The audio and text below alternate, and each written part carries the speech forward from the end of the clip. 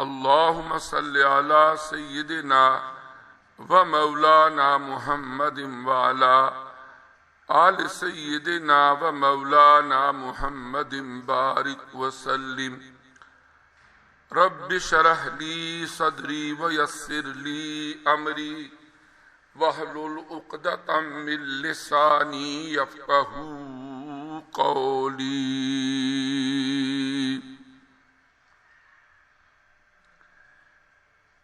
میرے انتہائی واجب الاحترام پیر طریقت جناب صاحبزادہ پیر سید محمد علی رضا شاہ صاحب بخاری دامت برکاتکم العالیہ،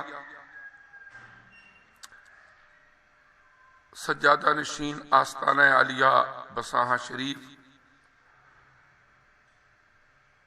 اور دیگر برادران اسلام، السلام علیکم ورحمۃ اللہ وبرکاتہ۔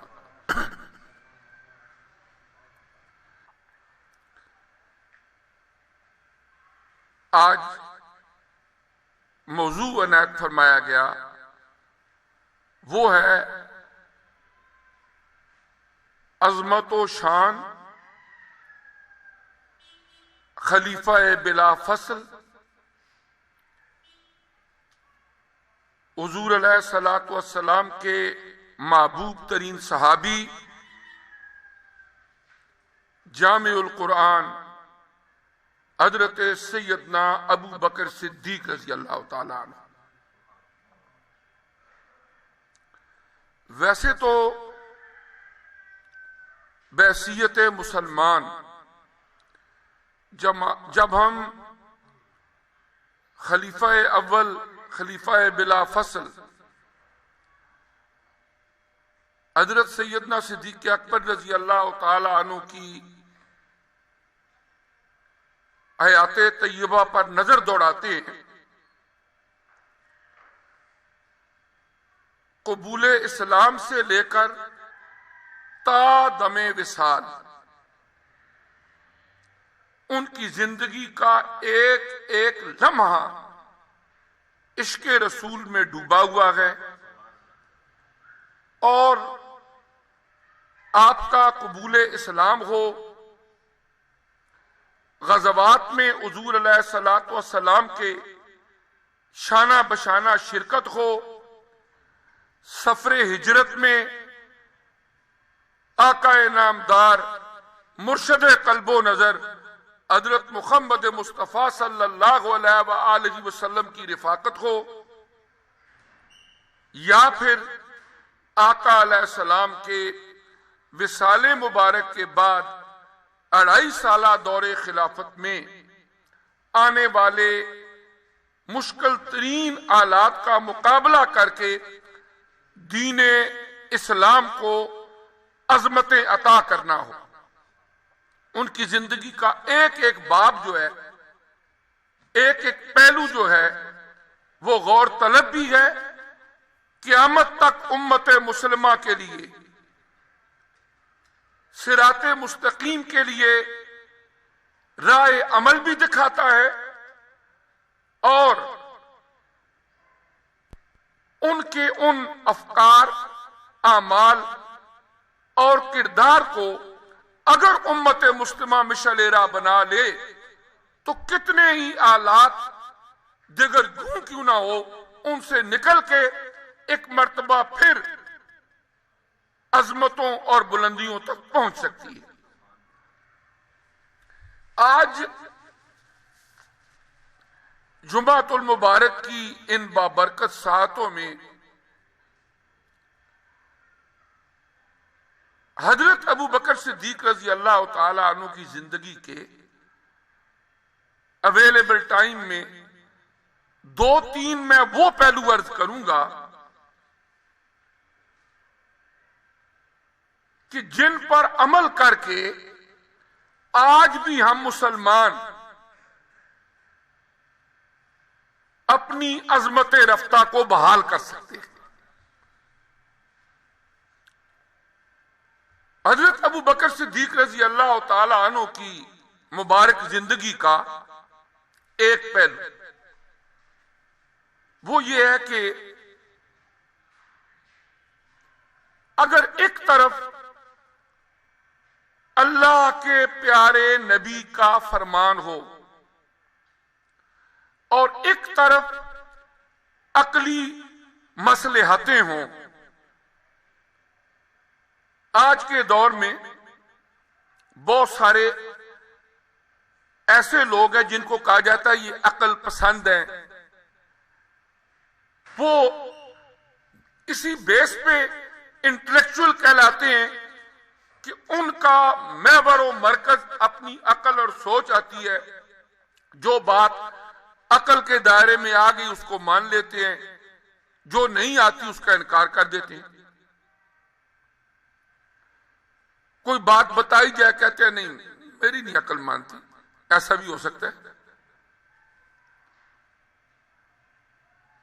حضرت علامہ اقبال رحمت اللہ علیہ نے ایک بڑی خوبصورت رہنمائی فرمائی تھی، عقل قرباکم بپیش مصطفیٰ حسبی اللہ گو کہ اللہ الکفا، کہ جب بات آقا نعمت حضرت محمد مصطفیٰ صلی اللہ علیہ وآلہ وسلم کی آ جائے تو وہاں پر عقل کی گسیڑ مسیڑ کرنے کی بجائے عقل کی قربانی دے دو اور آقا علیہ الصلوۃ والسلام کے اس فرمان عالی شان پر عمل کر لو۔ صحابہ کرام کی ساری کامیابیوں کے پیچھے جو راز مضمر ہے وہ یہی ہے، انہوں نے اپنی عقلی مصلحتوں کو آقا علیہ الصلوۃ والسلام کی سیرت طیبہ، آپ کے ارشادات عالیہ کے سامنے آڑے نہیں آنے دیا، بلکہ جو آقا علیہ السلام نے فرما دیا اس پر عمل کر دیا۔ حضرت عبداللہ ابن عباس رضی اللہ تعالیٰ عنہ فرمایا کرتے تھے کہ اگر بات عقل کی جائے تو موزے پر مسح کرتے ہوئے بندے کو نیچے مسح کرنا چاہیے، کیونکہ جب آپ لیدر ساکس پہنتے ہیں تو زمین پر جو حصہ لگتا ہے وہ تو نیچے والا ہے۔ عقل تو یہی کہتی ہے کہ جب وہ حصہ زمین پر ٹچ ہوتا ہے تو آپ اس کو مسح کر لیں، چلو تھوڑا جھاڑا جائے گا، صاف ہو جائے گا، لیکن اس کو آپ نے ٹچ ہی نہیں کرنا، آپ نے مسح اوپر والے حصے کا کرنا ہے۔ لیکن آقا علیہ السلام نے فرما دیا تو حکمتیں بھی اسی میں ہے، حکم بھی یہی ہے اور ثواب بھی اسی میں ہے۔ اگر بندہ مسح نیچے کر بھی لے گا تو اس کا مسح ہوگا ہی نہیں، وضو ہی نہیں ہوگا، نماز ہی نہیں ہوگی۔ وہ کہے نہیں جی میری عقل نہیں مانتی اوپر کروں، میں نے تو نیچے کرنا ہے تاکہ میرا تو پاؤں نیچے لگتا رہا ہے، تو مسح تو نیچے کرنا چاہیے۔ وہ نیچے کرے گا تو اس کا نتیجہ کیا نکلے گا؟ وضو ہی نہیں ہوگا، کیونکہ پاؤں کا دھونا قرآن میں فرض آیا ہے۔ جب وضو ہی نہیں ہوگا تو نماز ہی نہیں ہوگی۔ تو بات جو میں عرض کر رہا تھا کہ آج کا جو دور جس سے ہم گزر رہے ہیں، جو ریشنل قسم کے لوگ ہیں جو عقل پسندی پر یقین رکھتے ہیں، وہ کہتے ہیں کہ بس عقل ہی سب کچھ ہے۔ ایک اور موقع پر حضرت علامہ اقبال رحمت اللہ نے فرمایا تھا کہ سوداگری نہیں یہ عبادت خدا کی ہے، اے بے خبر جزا کی تمنا بھی چھوڑ دے، اچھا ہے دل کے ساتھ رہے پاسبان عقل، لیکن کبھی کبھی اسے تنہا بھی چھوڑ دے، لیکن کبھی کبھی اسے تنہا بھی چھوڑ دے۔ اور اکبر الآبادی وہ کہتے تھے کہ آج کا یہ نوجوان خدا کو مانے گا کس طرح، جغرافیے میں عرش کا نقشہ نہیں ملا۔ جو جغرافی کے اندر عرش کے نقشے تلاش کریں گے انہوں نے خدا کو کیسے ماننا ہے؟ اب آتے ہیں کہ حضرت سیدنا ابو بکر صدیق رضی اللہ تعالیٰ عنہ کے دور میں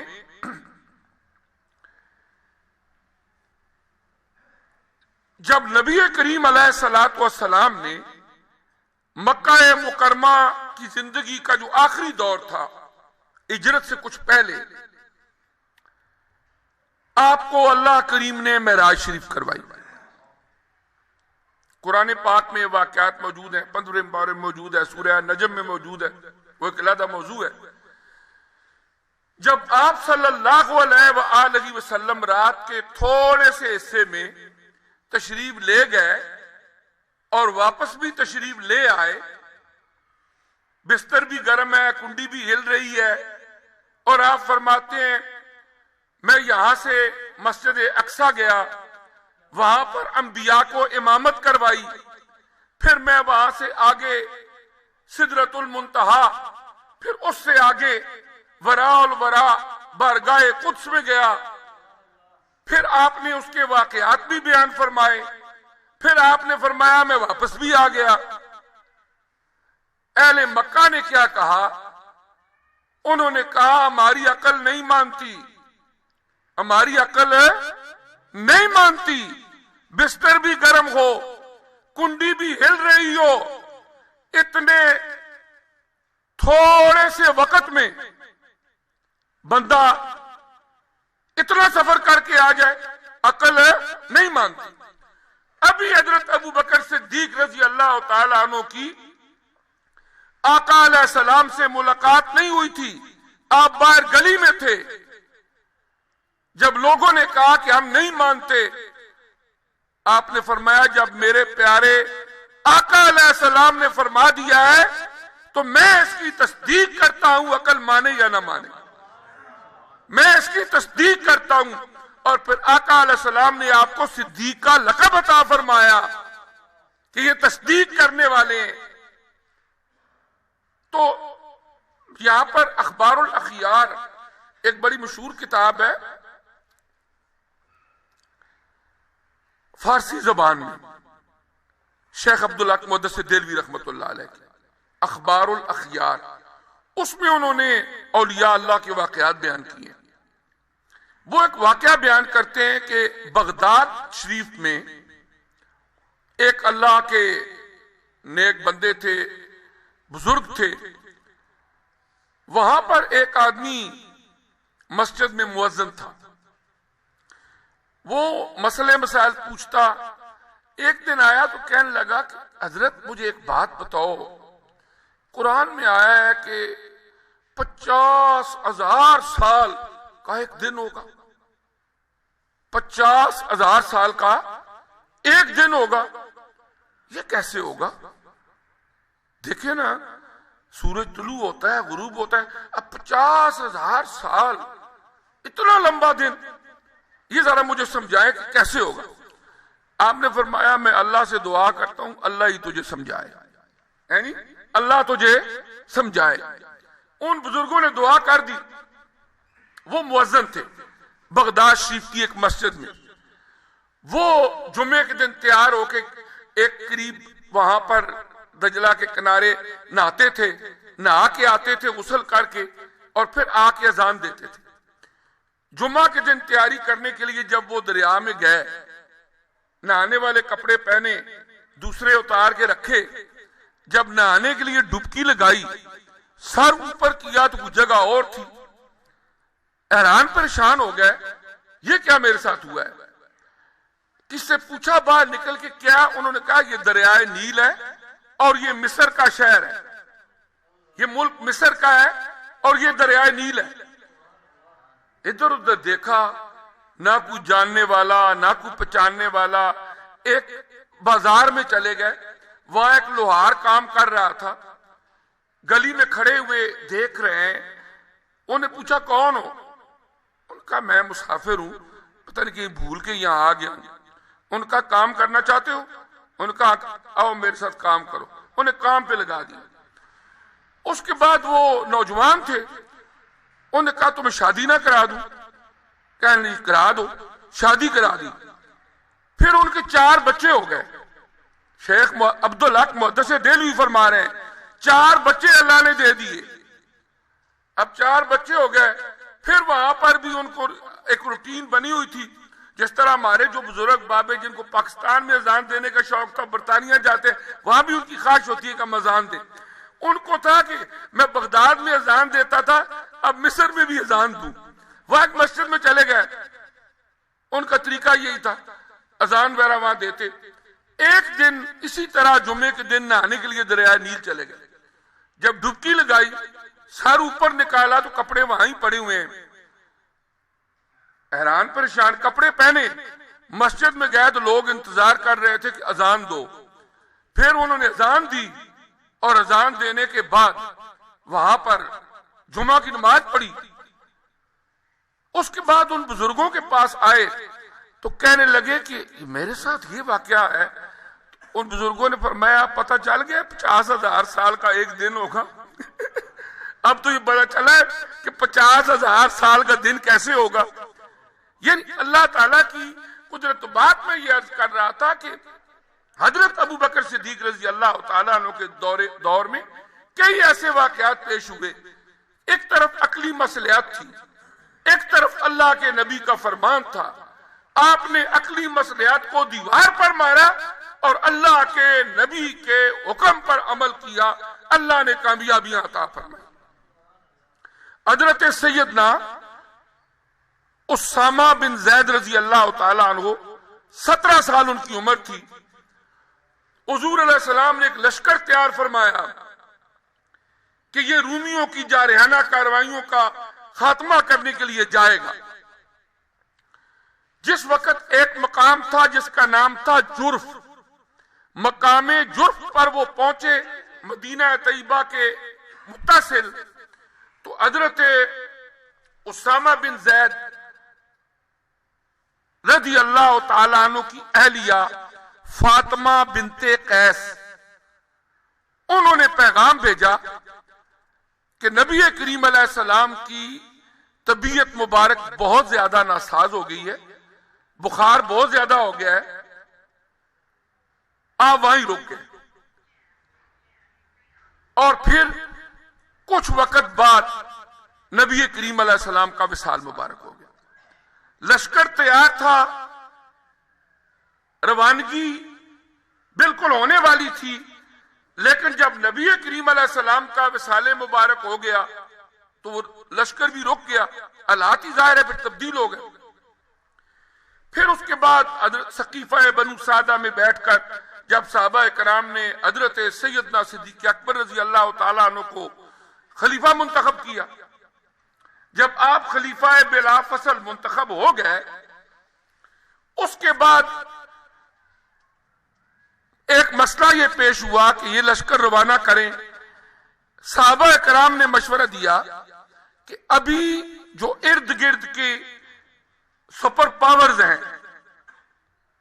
کسرا اور کیسر اور دوسرے، انہوں نے کئی پروگرام بنائے ہوئے ہیں اس اسلامک سٹیٹ کو، اس ریاست مدینہ کو نقصان پہنچایا جائے۔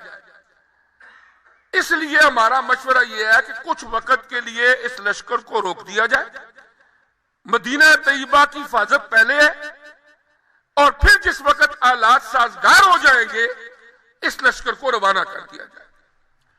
حضرت ابو بکر صدیق رضی اللہ تعالیٰ نے فرمایا نہیں، انہیں ہو سکتا، میں اس کو روانہ کروں۔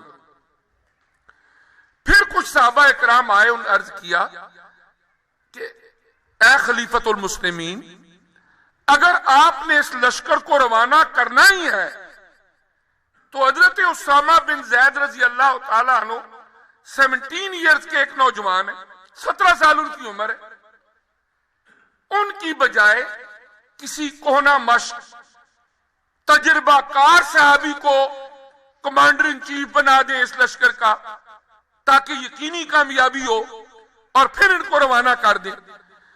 تاریخ ابن ہشام میں یہ الفاظ موجود ہیں، لو ان السبا تختفنی لازلفن جیش اسامۃ کما امرہ النبی صلی اللہ علیہ وسلم۔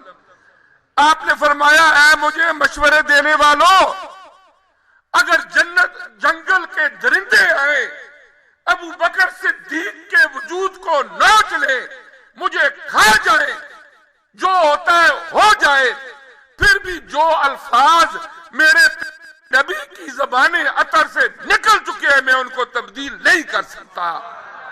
آپ نے اس لشکر کی روانگی کا حکم اپنی زبان سے دے دیا۔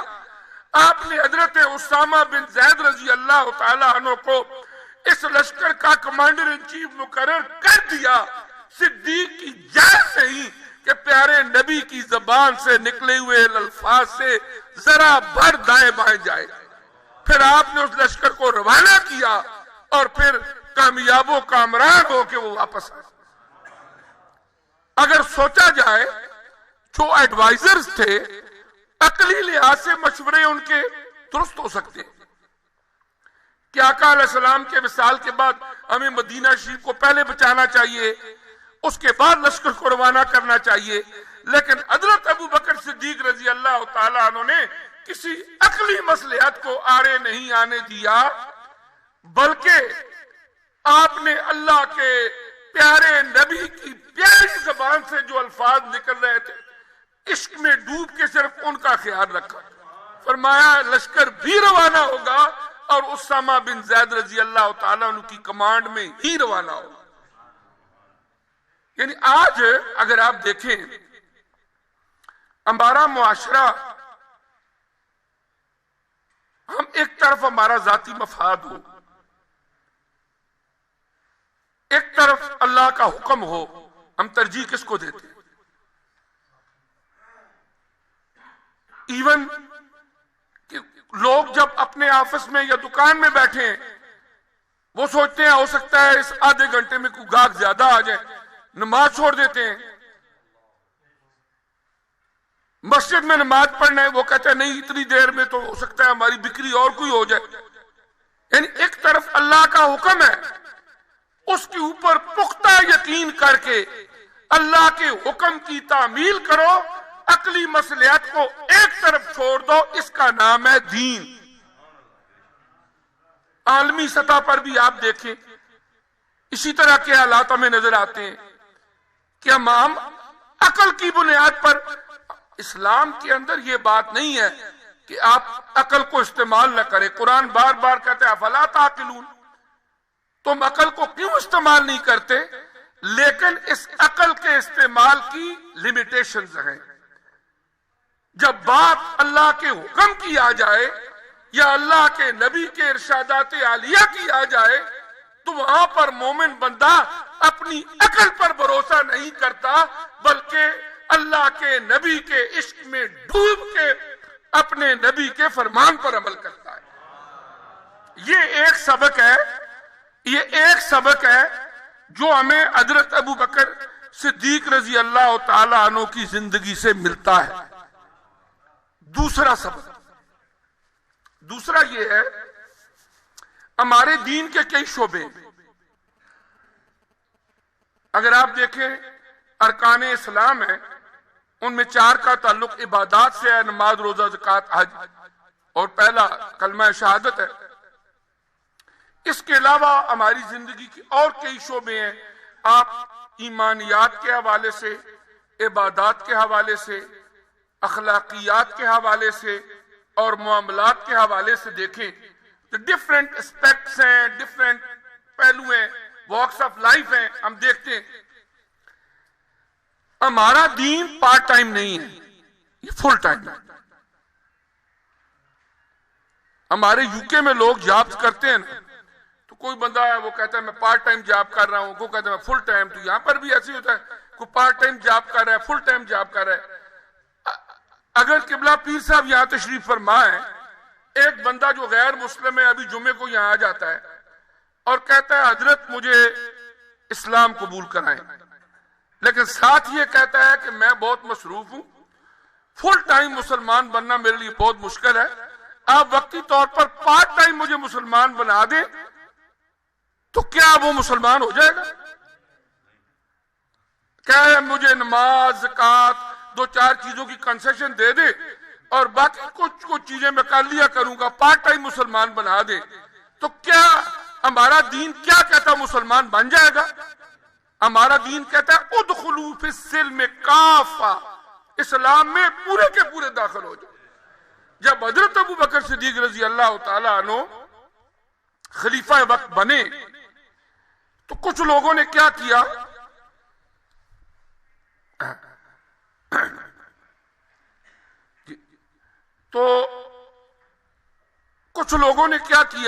جو نئے نئے دائرہ اسلام میں آئے تھے، ان کا ہم نماز پڑھیں گے، روزے بھی رکھ لیں گے، آج بھی کر لیا کریں گے، پر یہ جو کام ہے نا، اتنی محنت کر کے پیسے کماؤ اور پھر 2.5% نکال کے غریبوں کو دے دو زکوٰۃ، یہ ہم سے نہیں دی جاتی۔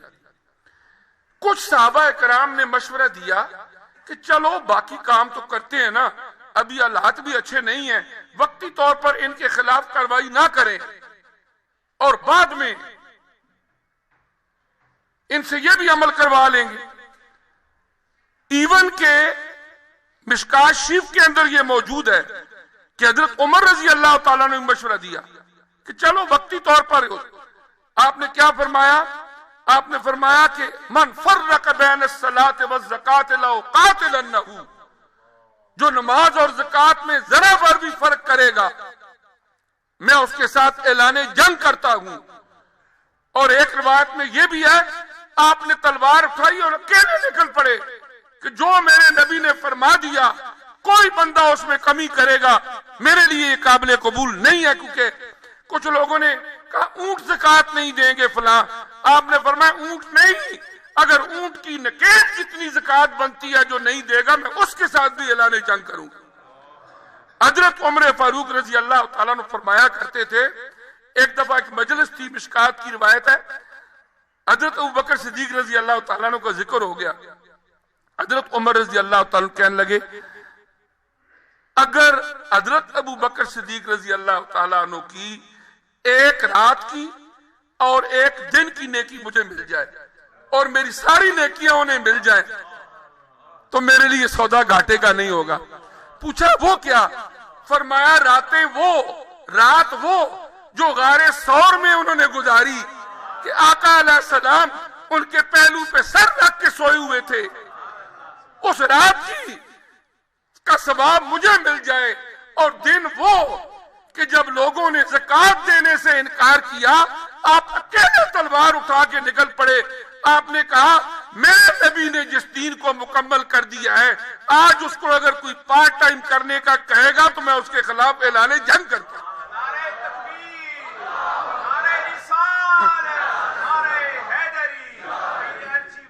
تو میں جس طرح سٹارٹ میں عرض کر رہا تھا کہ آج قبلہ پیر صاحب کے حکم سے میری گفتگو کا موضوع یہ کہ ہماری جو عملی زندگی ہے، ابو بکر صدیق رضی اللہ تعالیٰ عنہ کی زندگی میں ہمارے لیے کیا سبق ہے؟ میں آپ کو بڑے بڑے واقعات سنا دوں لیکن ہم اپنی زندگی کا موازنہ ان سے نہ کریں کہ ہم کیا کر رہے ہیں، تو پھر وہ لطف اندوز ہونے کے لیے تو واقعات ہو سکتے ہیں لیکن جو اصل مقصد ہے وہ پورا نہیں ہوتا۔ اب آپ اور میں سارے اگر 10 سیکنڈ کے لیے اپنے گریبان میں جھانکیں اور دیکھیں کہ کیا ہم فل ٹائم مسلمان ہیں یا پارٹ ٹائم مسلمان ہیں، مجھے نہیں پتا کسی کا، میں زیادہ لوگوں کو جانتا ہی نہیں، لیکن کم از کم ایک چھوٹا سا مراقبہ کر کے 20 سیکنڈ کا اب جائزہ ضرور لے لیں، اگر پارٹ ٹائم ہے تو ٹرائی کریں فل ٹائم بن دیٹس اٹ۔ تو بہرکیف آپ کی آخری ایک بات عرض کر کے میں اجازت کرتا ہوں۔ حضرت ابوبکر صدیق رضی اللہ تعالیٰ عنہ کے دور میں کچھ لوگ تھے، وہ انہوں نے جھوٹی نبوت کا دعویٰ کیا، اس میں مسلمہ کذاب، اسود انسی، طلحہ بن خویلد اور ایک عورت جو ہے سجا نام تھا اس کا، اس نے بھی نبوت کا دعویٰ کر دیا کہ میں نبی ہوں۔ یہ بھی ایک فتنہ تھا۔ ابو بکر صدیق رضی اللہ تعالیٰ عنہ نے اعلان جنگ کیا مسلمہ کذاب کے خلاف، جنگ یمامہ ہوئی، سینکڑوں وفات صحابہ کرام شہید ہوئے، مسلمہ کذاب بھی اسی میں واصل جہنم ہوا، اور حضرت ابو بکر صدیق رضی اللہ تعالیٰ عنہ نے قیامت تک امت مسلمہ کو ایک پیغام ضرور دے دیا ہے، ایک طریقہ ضرور بتا دیا ہے کہ اس بیماری کا علاج کیا ہے۔ باقی امت کا کام ہے اس پر غور و خوض کرے کہ یہ جو جھوٹے نبوت کے دعوے داروں والا مسئلہ ہے یہ امت کے اندر ایک بیماری ہے، اور اس بیماری کا علاج عملاً انہوں نے کر کے دکھایا ہے۔ اب امت کے ذمہ ہے کہ وہ اس پر غور و فکر کرے کہ ہم اس سے کیسے سبق حاصل کر سکتے ہیں حکمت اور دانائی کے ساتھ۔ اور قبلہ پیر صاحب نے ماشاءاللہ، آپ کو پتہ ہی ہے، آپ پہلے بھی گفتگو ہوتی رہی کہ آزاد کشمیر اسمبلی کے اندر ختم نبوت کی قرارداد پاس کروائی، کیونکہ 1974 میں پاکستان میں ہو چکی تھی، لیکن آزاد کشمیر میں ایسی قرارداد منظور ہو کے عمل درآمد نہیں ہوا تھا، اور یہ قبلہ پیر صاحب کو کریڈٹ جاتا ہے کہ انہوں نے ممبر اسمبلی کے طور پر وہ قرارداد پاس کروائی۔ اس پر میں نے کالم بھی لکھا تھا، اور الحمدللہ ختم نبوت کے حوالے سے حضرت ابوبکر صدیق رضی اللہ تعالی عنہ کا یہ کردار ہمارے لیے مشعل راہ ہے۔ اللہ پاک مجھے بھی